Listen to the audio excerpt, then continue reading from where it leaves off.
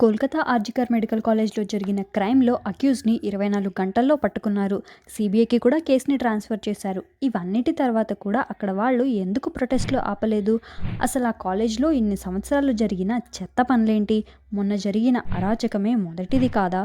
ఆ కాలేజ్లో జరిగిన ఘోరాలేంటో ఇప్పుడు చూద్దాం.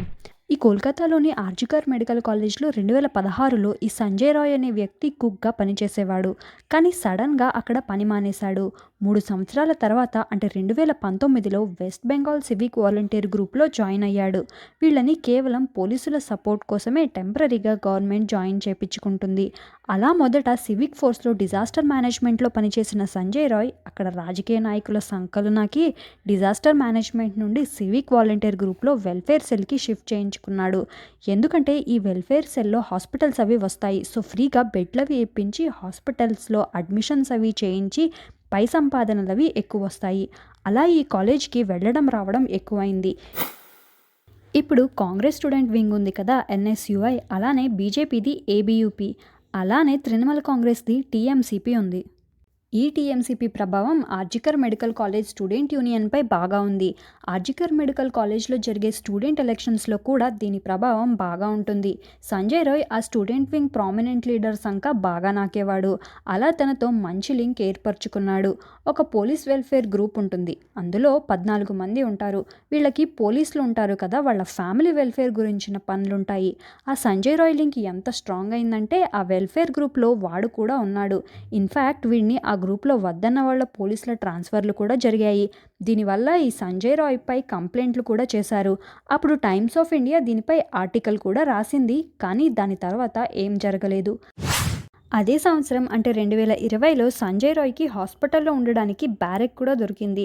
అది జనరల్గా పోలీస్ కానిస్టేబుల్స్కి దొరుకుతుంది. ఆ టైంలో ఆ బ్యారెక్ కానిస్టేబుల్ ఏఎస్ఐ అనూప్ దత్తాది. దాన్ని సంజయ్ రాయ్ వాడుకునేవాడు. అలా గవర్నమెంట్ ఇచ్చే పెట్రోల్, శాలరీ, హాస్పిటల్లో అడ్డంగా సంపాదించే సంపాదనతో ఇష్టం వచ్చినట్టు ఉండేవాడు.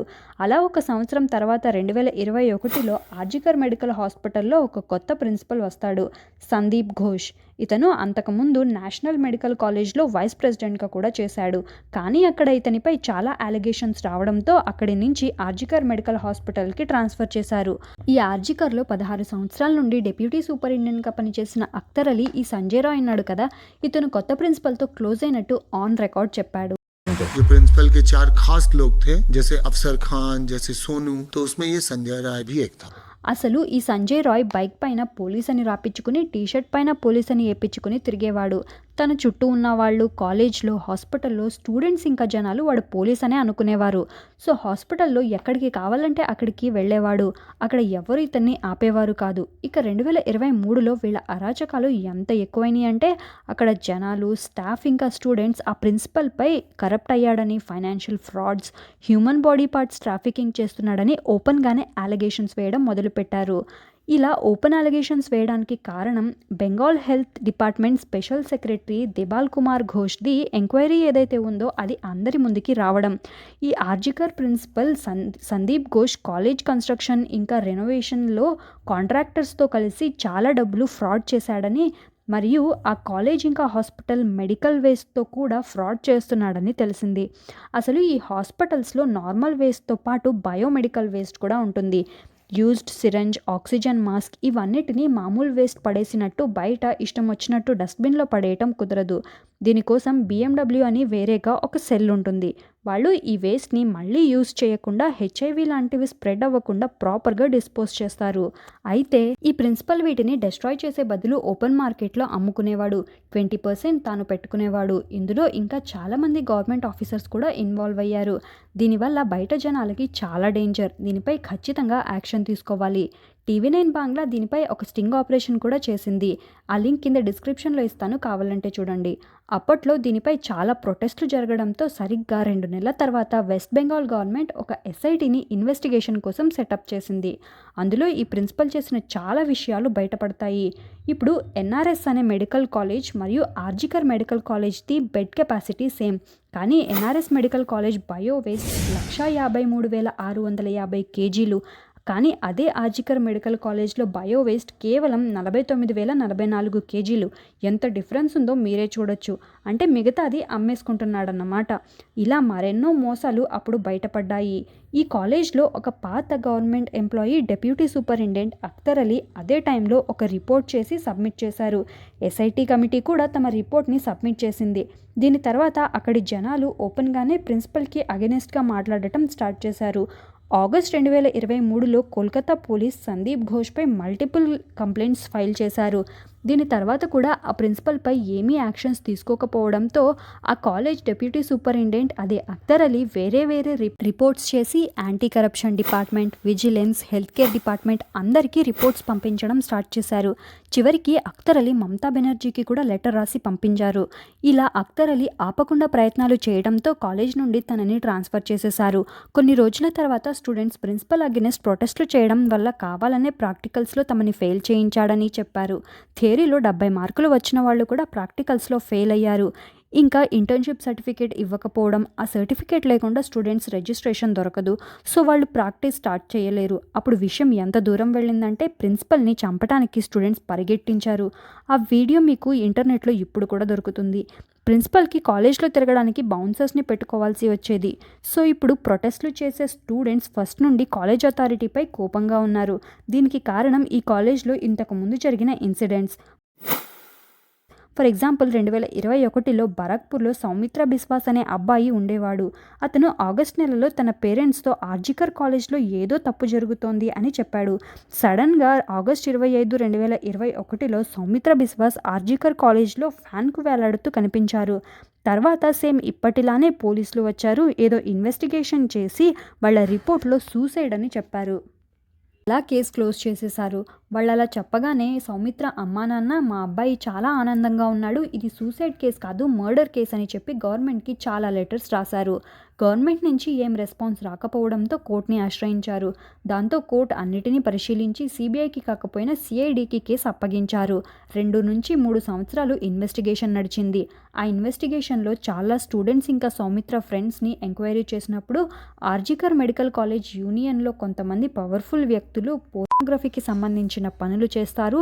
దీని గురించి అందరికీ తెలుసు కానీ ఎవ్వరూ ఏం చేయలేకపోతారు. ఎందుకంటే వాళ్ళు పవర్ఫుల్ జనాలు. దగ్గరలోని సోనాగాజీ నుండి వర్కర్స్ని తీసుకొచ్చి వాళ్లతో పోర్నోగ్రఫిక్ కంటెంట్ చేస్తారు. తర్వాత వాటికి ఫేమస్ హీరోయిన్స్ ఫొటోస్ రీప్లేస్ చేస్తారు. ఒకవేళ ఎవ్వరూ అవైలబుల్ లేకపోతే మెడికల్ కాలేజ్కి వచ్చిన ఫ్రెష్ ఫీమేల్ డెడ్ బాడీస్తో కూడా కంటెంట్ షూట్ చేసేవారంట. ఆ టైంలో కూడా ఇదే ఆర్జికర్ కాలేజ్ సెమినార్ హాల్ ఇంకా రూమ్ నెంబర్ 15 పేరు బయటకొచ్చింది. అండ్ ఒక్కోసారి కాలేజ్లో స్టూడెంట్స్ అమ్మాయిలు ఉంటారు కదా, వాళ్ళ ఫేసెస్ని కూడా యూజ్ చేసేవారని, ఎందుకంటే అవైతే బాగా సేల్ అవుతాయని కూడా బయటపడింది. సో ఈ కేసులో కూడా ఏమైందంటే Soumitra girl friend birthday photo ఒకటి ఇలానే యూజ్ చేసి వీడియో చేసి సర్క్యులేట్ చేయడం స్టార్ట్ చేశారు. ఇదే విషయంపై సౌమిత్ర గొడవపడ్డాడు. అదే వారంలో రూమ్ నెంబర్ 15లో వేలాడుతూ కనిపించారు. ఈ విషయంపై ఇన్వెస్టిగేషన్ జరిగేటప్పుడు ఒక రూమ్లో ట్రైపాడ్ మరియు లైట్ రిఫ్లెక్టర్ కూడా దొరికాయి. ఈ కాలంలో అయితే అవన్నీ కామన్, కానీ 2021లో ఇవన్నీ కామన్ కాదు. దీనిపై కూడా చిన్నగా గొడవలు జరిగాయి. కానీ ఎవరూ దొరకకపోవడంతో సూసైడ్ కేసు అని చెప్పి కేసు క్లోజ్ చేశారు. అందుకే ఇప్పటికీ ఆర్జికర్ కాలేజ్ స్టూడెంట్స్ దాని గురించి కూడా డీటెయిల్డ్ ఎంక్వైరీ చేయించాలంటున్నారు. ఎందుకంటే ఆర్జికర్ కాలేజ్లో కేసెస్ని సూసైడ్ అని చెప్పి క్లోజ్ చేయటం అలవాటైపోయింది. 2003లో అర్జిత్ దత్తా ప్రతి ఒక్కళ్ళు తిన చావుని చూసి ఎలా చనిపోయారని షాక్ అయ్యారు. తర్వాత తెలిసింది ఇతను సూసైడ్ చేసుకున్నారని. అలానే 2016లో RG Kar hospital department head Gautam Pal body దొరికింది. తనది కూడా సూసైడ్ అని చెప్పి కేసు క్లోజ్ చేశారు. 2020లో కూడా పౌలోమి సాహా కేసులో కూడా తను సూసైడ్ చేసుకుందని చెప్పారు. ఒక ఇంటర్న్ కేసులో కూడా తనకి ఓవర్ డోస్ అయిందని చెప్పారు. అందుకే అసలు అక్కడ ఏం జరుగుతుందని డీటెయిల్ ఎంక్వైరీ చేయాలని అడుగుతున్నారు. ఇవన్నీ జస్ట్ కోఇన్సిడెన్సా లేదంటే ఇవన్నిటి వెనక ఏదైనా కుట్రలున్నాయా అని. ఎందుకంటే ఇప్పుడు ప్రెజెంట్ కేసుని కూడా మొదట సూసైడ్ అనే క్లోజ్ చేయబోయారు. కానీ అక్కడ స్టాఫ్ ఇంకా స్టూడెంట్స్ ప్రొటెస్ట్లు చేయడం వల్ల ఎంక్వైరీ స్టార్ట్ చేశారు. అయితే ఇక్కడ విక్టిమ్ ఫ్రెండ్ చాలా తెలివిగా వీడియోగ్రఫీ లేకుండా అటాప్సీ చేయడానికి వీల్లేదని డిమాండ్ చేసింది. అందుకే అటాప్సీ చేసేటప్పుడు వీడియో రికార్డింగ్ జరిగింది. అందుకే ఇనీషియల్ రిపోర్ట్లో వచ్చిన దాని ప్రకారం ఇది సూసైడ్ కాదు రేప్ అండ్ మర్డర్ కేసు అని క్లియర్గా తెలిసింది. తర్వాత జరుగుతున్నవి చూసినప్పుడు కూడా అక్కడ డాక్టర్స్కి దీని వెనక ఏదో కుట్ర ఉందని తెలిసింది. ఎందుకంటే పోలీసులు కూడా బాడీని క్రిమేట్ చేయడానికి చాలా తొందరపడ్డారు. 3 బాడీలు లైన్లో ఉన్నా సరే వాటిని పక్కన పెట్టి విక్టిమ్ బాడీని క్రిమేట్ చేసేశారు. దీనిపై కూడా అందరూ కోప్పడ్డారు. ఎందుకు బాడీని అంత తొందరగా క్రిమేట్ చేశారని. అలా ప్రొటెస్టులు పెద్దవవుతుండడంతో గవర్నమెంట్కి కూడా వీళ్ళని కంట్రోల్ చేయడం కష్టమని చెప్పి 24 గంటల్లో ఇన్వెస్టిగేషన్ చేసి సంజయ్ రాయ్ని అరెస్ట్ చేశారు. ఇది మీకందరికీ తెలిసిందే. తర్వాత అందరూ ప్రిన్సిపల్ రిజైన్ చేయాలని, ఇందులో ఖచ్చితంగా వాడికి కూడా లింక్ ఉండే ఉంటుందని ఆన్ రికార్డ్ చెప్పారు. ఆ అనుమానానికి ఆగ్యం పోస్తూ అదే సెమినార్ హాల్కి 20 మీటర్ దూరంలో కరెక్ట్గా అప్పుడే కన్స్ట్రక్షన్ పని స్టార్ట్ చేశారు. నెక్స్ట్ డే గవర్నమెంట్ ఇంకా ప్రిన్సిపల్పై ప్రెషర్ ఎక్కువ అవడంతో ప్రిన్సిపల్ రిజైన్ చేశాడు. కానీ గవర్నమెంట్ ఆ రెసిగ్నేషన్ని యాక్సెప్ట్ చేసే బదులు వాడిని నేషనల్ మెడికల్ కాలేజ్కి ట్రాన్స్ఫర్ చేసింది. దీని గురించి కూడా చాలా హార్ష్ లాంగ్వేజ్ యూస్ చేస్తూ ఆ హైకోర్టు గవర్నమెంట్కి బాగా గడ్డిపెట్టింది. కేసుని సిబిఐకి ట్రాన్స్ఫర్ చేసింది. దాని తర్వాత కూడా ప్రొటెస్టులు జరిగాయి. కానీ సిచ్యువేషన్ అంతా కంట్రోల్లోనే ఉంది. కానీ నెక్స్ట్ డే అంటే 14th ఆగస్ట్కి presidency college student Rimjhim Sinha అనే అమ్మాయి రీక్లైమ్ నైట్ అనే పేరుతో ఒక పీస్ఫుల్ ప్రొటెస్ట్ని చేయడానికి రాత్రికి అందరూ జాదవ్పూర్లోని హెచ్బీ బస్ స్టాండ్కి రండి అని ఫేస్బుక్లో పోస్ట్ పెట్టింది. సో అక్కడికి చాలామంది వచ్చారు. సరిగ్గా ఇప్పుడే ఈ విషయం కాలేజ్ నుండి మొత్తం కోల్కతా ఇంకా దేశం మొత్తం తెలిసి పెద్దదైంది. మమతా బెనర్జీపై కూడా ప్రెషర్ ఎక్కువైంది. అలా ఈ ప్రొటెస్ట్ వల్ల గవర్నమెంట్కి ఎప్పుడైతే ప్రెషర్ ఎక్కువైందో 7,000 నుంచి 8,000 వరకు గుర్తు తెలియని వ్యక్తులు బ్యారికేడ్స్ని బద్దలు కొట్టుకుని ఆర్జికర్ హాస్పిటల్ బౌండరీ దాటి క్యాంపస్ లోపలికి వచ్చి ఎంఆర్ఐ మెషిన్స్ పగలగొట్టి సీసీటీవీలని పగలగొట్టారు. ప్రొటెస్ట్ చేసేవాళ్లు పరిగెట్టాల్సి వచ్చింది. హాస్టల్లో ఉన్న అమ్మాయిలు ఏం జరుగుతుందో అని భయపడ్డారు. ఈ గుర్తు తెలియని వ్యక్తులు అన్నీ పగలగొట్టుకుని 3rd ఫ్లోర్ వైపు వెళ్లే ప్రయత్నం చేశారు. అదే ఫ్లోర్లో క్రైమ్ జరిగింది. పోలీసులు కూడా ఏం చేయలేక వెళ్ళి బాత్రూంలో దాక్కున్నారు.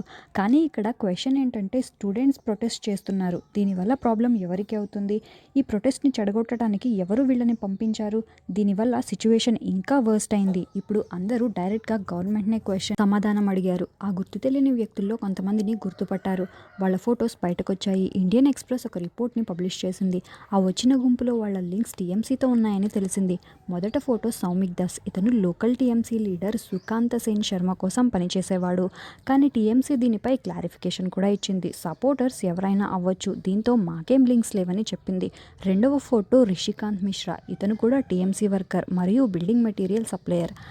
అలానే శుభోదీప్ కుందు ముందు నుంచిన వ్యక్తి పేరు సౌమ్యదీప్. వీళ్ళిద్దరూ కూడా టీఎంసీ వర్కర్స్. అలానే తులసి హల్దార్, ఈ వ్యక్తి కూడా టీఎంసీ నుండే. ఇలా చాలామంది పేర్లు టీఎంసీతో లింక్లు ఉన్న వాళ్ళవే వచ్చాయి. వీళ్ళు వచ్చింది 10, 100 సంఖ్యల్లో కాదు, ఏకంగా వేలల్లో ఎంతో కోఆర్డినేటెడ్గా step by step seminar hall వైపు వెళ్లారు. ఇప్పుడు మీకు డౌట్ కూడా వచ్చుంటుంది. 24 గంటల్లో క్రైమ్ చేసిన వాడిని పట్టుకున్నారు. కేసుని సిబిఐకి అప్పగించారు. అయితే ప్రొటెస్టులు అసలు ఎందుకు జరుగుతున్నాయి అని. దీనికి కారణం మనం ఇంతకు ముందు చెప్పినట్లు ఈ హాస్పిటల్ హిస్టరీ. అక్కడ జనాలకి, స్టూడెంట్స్కి, అక్కడ డాక్టర్స్కి ఈ కేస్ పైకి కనిపించినంత సింపుల్ కాదని అనుమానం. దీని వెనుక ఇంకేదో ఉంది. దీనిపై ఫేర్ ఎంక్వైరీ జరగాలి. కానీ అలా జరగట్లేదు.